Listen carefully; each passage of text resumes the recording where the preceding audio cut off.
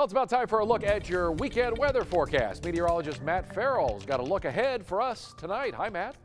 All right, let's take a look at your weather here on this Friday night. Well, 83 today in central Texas. And again, remember, this came late. We saw the sunshine later on in the afternoon, which led to some of the afternoon heat. And again, the rain totals about 4/10 of an inch. That looks great. When I switch over to the Brazos Valley Almanac, though, doesn't look quite as great. 90 today for one thing, a little bit warmer, and then that precipitation total, only 5/100ths in the bucket today at Easterwood Airport. But when we change to more of an aerial view, take a look at the whole area as a whole. Remember, those totals, those rain totals you saw, those are point totals in one spot, specifically at the airports. But when we look at our radar estimates over the entire area, you see closer to a ½ inch, up to an inch in some spots. And remember, these are only estimates, but it gives you a little bit better of an idea of how much rain actually fell across the area than taking just a couple little totals at a couple of different airports. As for what we expect for the rest of the night, I think we might see a few pop-up showers across the area, but the overnight hours look quiet for the most part. But then our next disturbance comes in tomorrow, and as it does so, brings us one more chance for some widespread rain here. You can see right around 6:30, right around daybreak,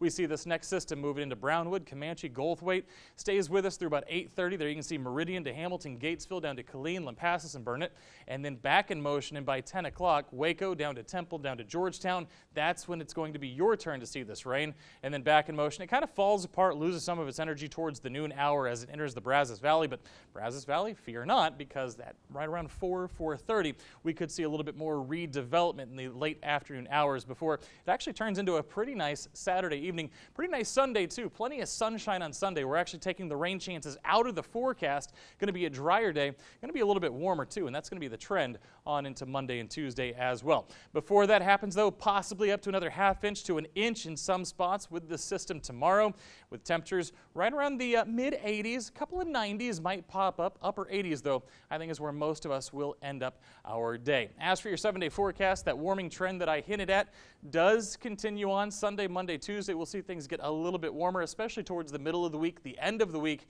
and by then, we're actually bringing the rain chances back into the forecast as well. Not a bad forecast, Matt. Have a wonderful weekend. That's